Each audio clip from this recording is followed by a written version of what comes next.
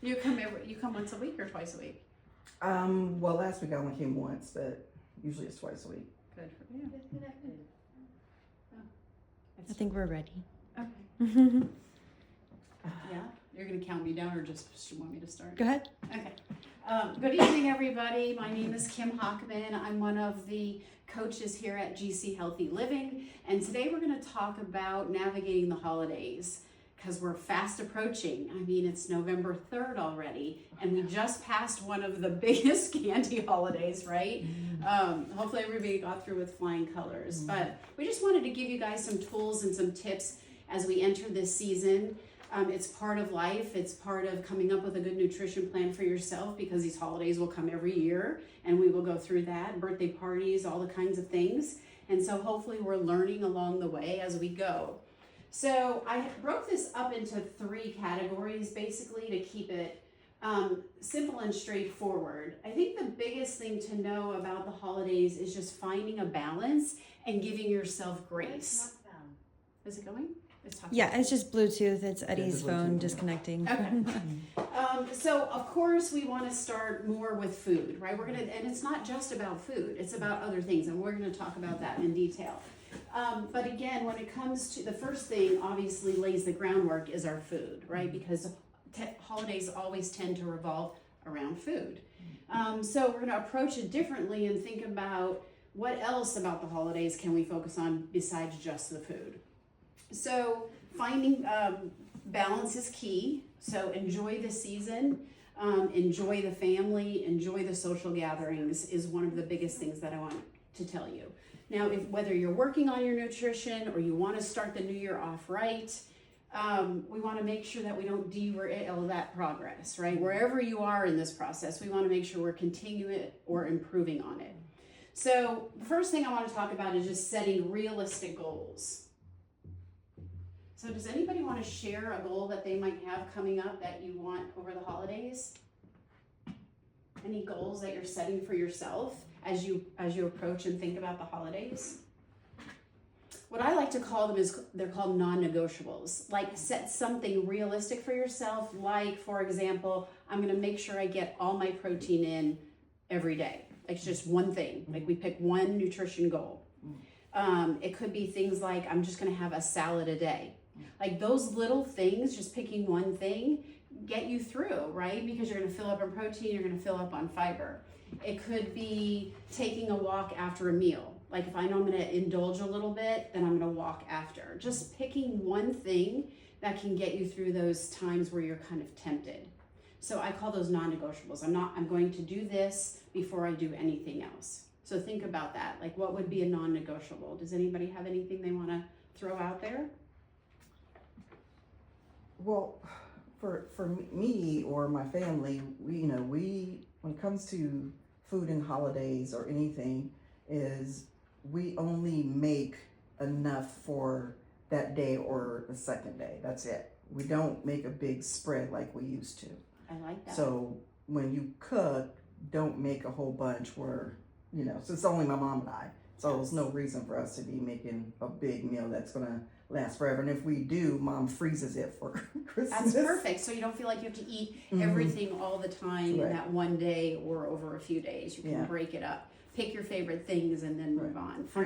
We freeze, leftovers for Christmas. Yeah, so that kind of leads into kind of portion control, right? And we'll talk a little bit about that. Okay, so let's imagine that we're going to a holiday event. What could we do before we get to the event to prepare? Probably eat a healthy snack. Yes, eat before you go. That's a good one. Why would we want to do that? Because you don't want to get there and stuff your face with a bunch of food. If you go there with a healthy snack before you go, you're not tempted to overindulge. You're not starving. So that leads into the second thing that I was going to say is don't skip meals. And why would we not want to skip meals? For the same exact reason, right? Some people think, oh, I know there's going to be all this great food and have dessert, so I'm not going to eat the whole day. Right. But then you're setting yourself up for failure because you haven't put the good things in and you're hungry, and then we tend to overeat when we're hungry. Right. So you want to still continue to lay out the day like you normally would. Exactly. And there is a huge difference if you're used to getting that protein, and especially that first meal of the day, and it fills you up and keep you satiated. I'll use myself as an example. If I don't get that protein in by the afternoon or evening, I'm starving. Mm-hmm. And your body gets used to having that. So we want to kind of keep that same routine. Right. So don't skip meals. That's a big one. Okay, what else could we do before we go? Thinking about, usually we have to bring something, right? Yeah. You know, when you go. But you're going where there's a whole bunch of people, so Yes. you're not the only one eating it. Because I do have to they always make me make mac and cheese and the sweet potato pies. Okay, that's a good example. So if you get to choose what you could bring, I always obviously choose something that I know is going to be healthy for me. So some of the examples would be, like, I love to bring a shrimp cocktail because I know I'm going to get the protein, and I know most people like it, right? Or you want to bring a big salad so you can put all the veggies in. So at least you know that there's one thing you can depend on when you get there, that you can have, right? And then you enjoy the other things. Or when it comes to, like, let's just say they want you to bring a dessert, let's go with more fruit-based or nut-based things that we know we're getting healthy fats, or we're getting some good fiber instead of all the sweets, because you know there's going to be other things there. They're going to kick you right out the house. I know. My family I know. like, what? But we want to find that balance, and that's what I mean. Like, there'll be other things there, but at least whatever you're bringing, you know you feel good about that you're serving people, right? But on the other hand, if we're eating the protein and we're eating the veggies first, then you can enjoy that dessert there and not feel guilty about it. Again, balance. We're not going to keep repeating that balance and consistency. So that's good. Second thing, prioritizing whole foods. What are whole foods? What do I mean by that? From like grains. Grains, pulses. Yeah. Beans. Yes. So when you're thinking about walking around that table with all that good stuff, where do we want to go first? Where would you think Sure, I'm going to protein. I'm going to turkey. Yes. I'm Good. going to the meat. Number one, protein. Good. What would be second?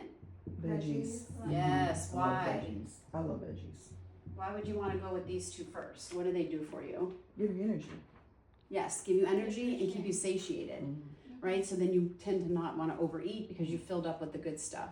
So when we walk around that table, let's identify the protein, let's identify the veggies, eat those first, and then you can have your little treat and whatever else is on there. Those, we call those the indulgences.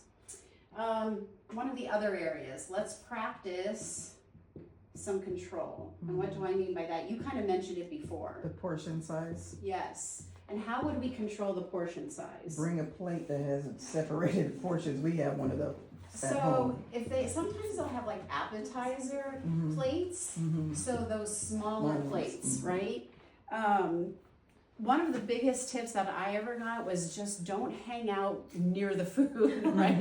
Like, take your little plate and then go hang out somewhere else, because if you stand by the food and you're talking, Yeah, but I right? can't. Once I eat my one, I can't go and eat anymore. Well, that's good. You're a I'm unicorn. good. Yeah, I'm ready I'd to be go there take like a nap. snacking, or somebody comes up to the table and like, oh, this is so good, you need to try it. So I'm gonna like avoid that situation and kind of go about my business, right? What else? Just How say else no. can we control? I never trust the people in that case. If someone gave opinion, oh, it's a good. I never trust the people. I know, right? Yeah. I know. And as far as control, let's talk about how you feel when you're eating. Like, kind of setting a tone for yourself that I'm not going to eat till I'm full. We just say until I'm content, right? Not till you're full. Right. So what does that mean? Like, maybe it's 80% full, or that you can get up and maybe run around the block. Like, kind of learning how you feel when you're eating and knowing when to stop. So that's part of like mindset, and we'll get to that a little bit. What about sweets? Like, handle sweets, and what else is the biggest downfall at parties? Drinks. Yes, ma'am. What about that? Man, my family can drink. Yes. And so where is this a pitfall? What happens when we tend to overconsume alcohol? Oh, we want to eat. Yes.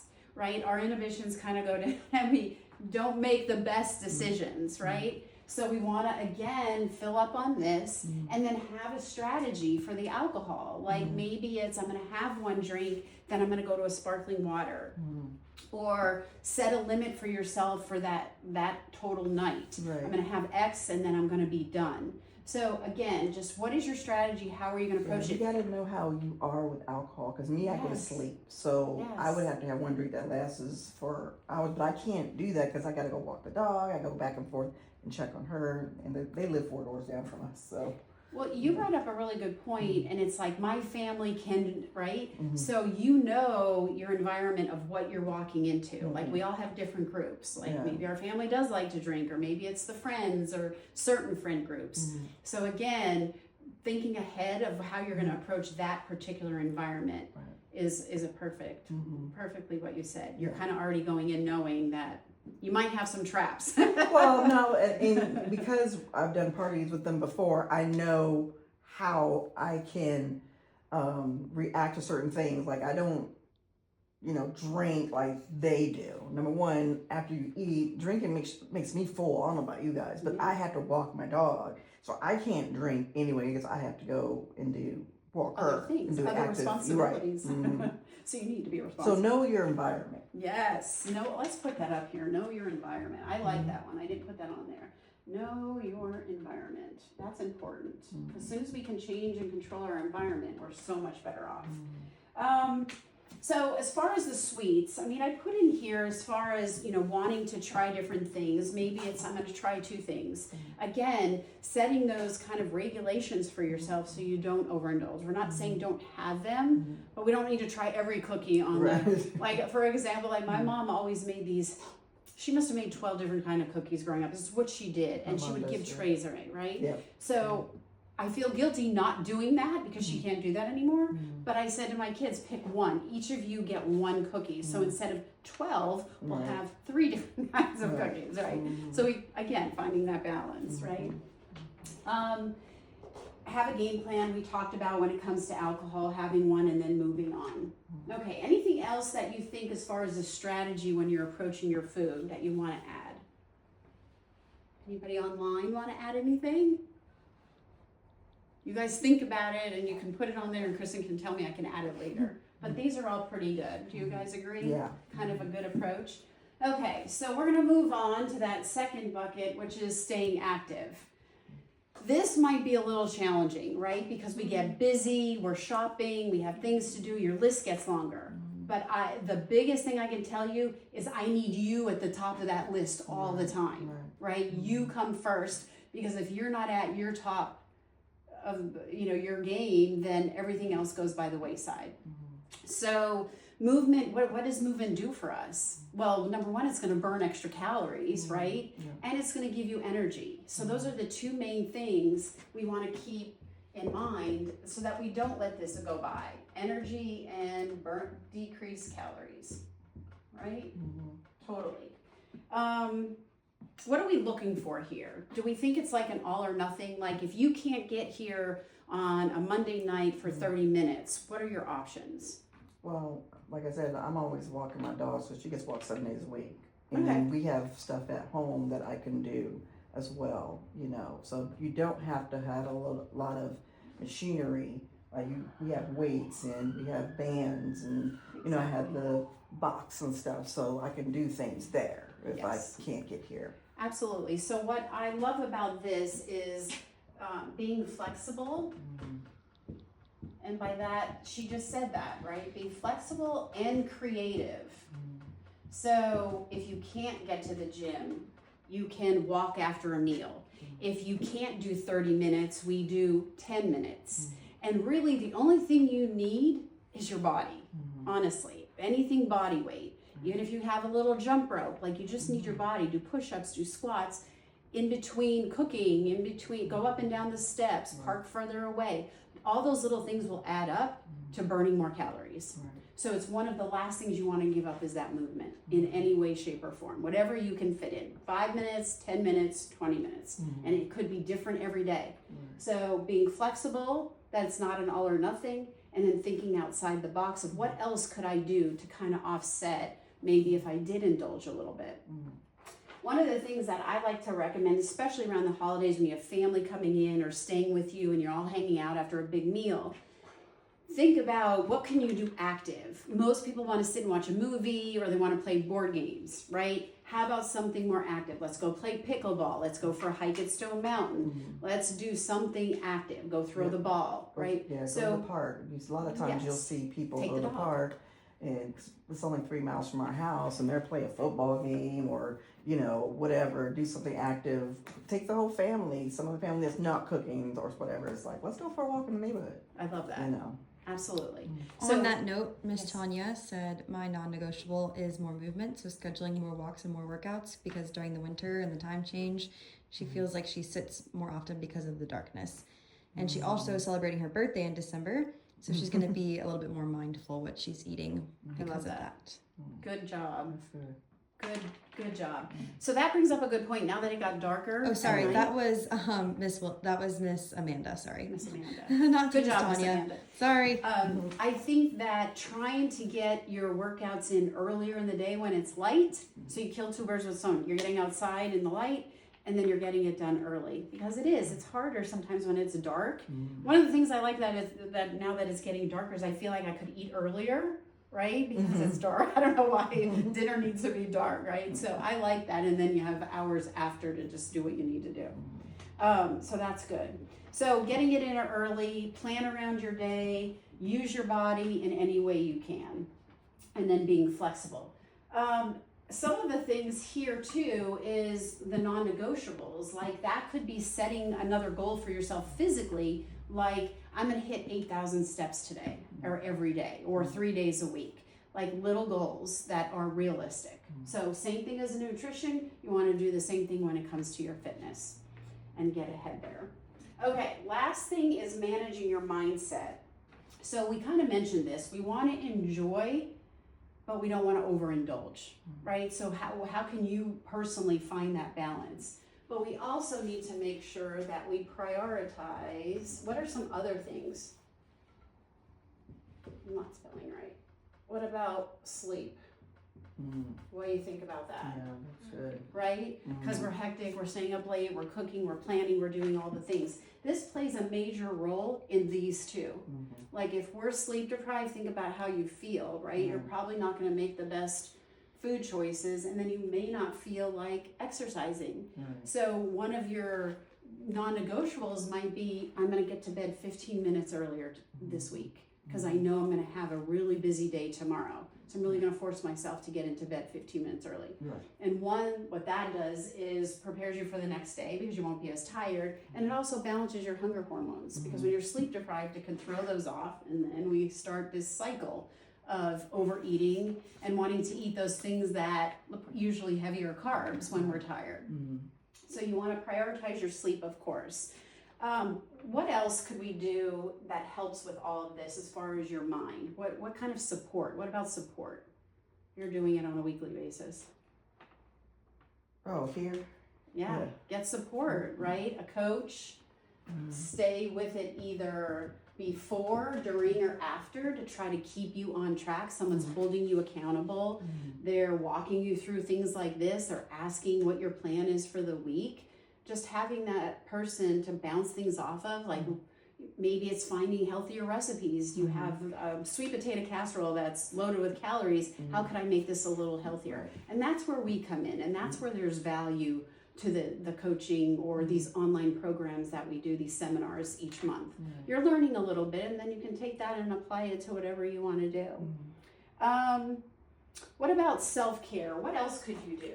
Well, for me, like not only the coaching and coming here helps with stress. For me, at night I like to read. It helps my mind come down from the rest of the hectic things going on in the day. So I read at night before I go to bed. Yes, perfect. I love that. One of the things I usually have a lot of my clients do is make like a self-care menu. And you pick 2 or 3 things, because a lot of times people don't even know what kind of takes the edge off. We want to obviously find something healthy. We don't want the stress to lead us in a bad way here or not doing this. So what are some of those things for you? And a lot of times people don't know what they are. Hmm. So we want to make a list. Like this week I'm going to read a chapter. I'm going to sit with my I'm coffee gonna for do 5 minutes. face masks. Yes. Those little things Yeah. help you deal with the stress and the anxiety and overwhelm of the holidays. So what tools do you have in your toolbox that you could pull out during these little chaotic times? And then learning to just breathe and enjoy them, right? Enjoy these little guys. How about arts and crafts? Yeah, That's puzzles. great for the holidays. My mom and I like to go to Hobby Lobby, and I love to do like flower arrangements and stuff for the table and stuff. That's It's great. very relaxing for me. You know, another thing to add to that, now that you brought up you and your mom, is volunteering. I mean, I know that you don't want to add one more thing to your plate, but these places across the street, these elderly, home, like they need people, especially around the holidays. Yeah. So think about that. That's usually when you give back, it makes you feel better as well. I wanted to share some things that Miss Tanya, some tips. She said have an accountability partner, so maybe a family member. Don't taste test too much while you're cooking. Good point. I like that.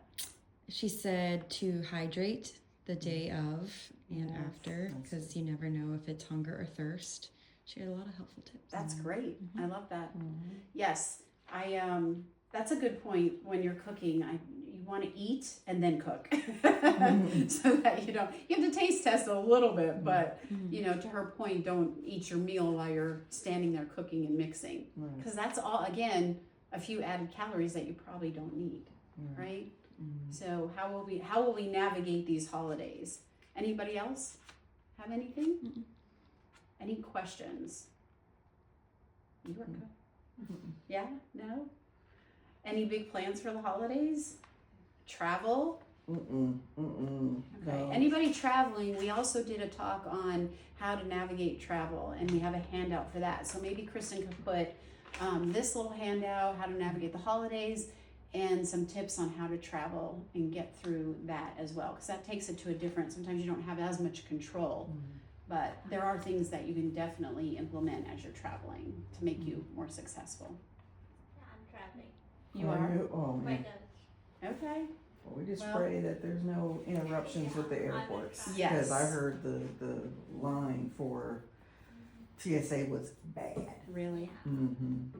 Okay, well, go early. Really? And eat before you go, because there's all crap in the airport.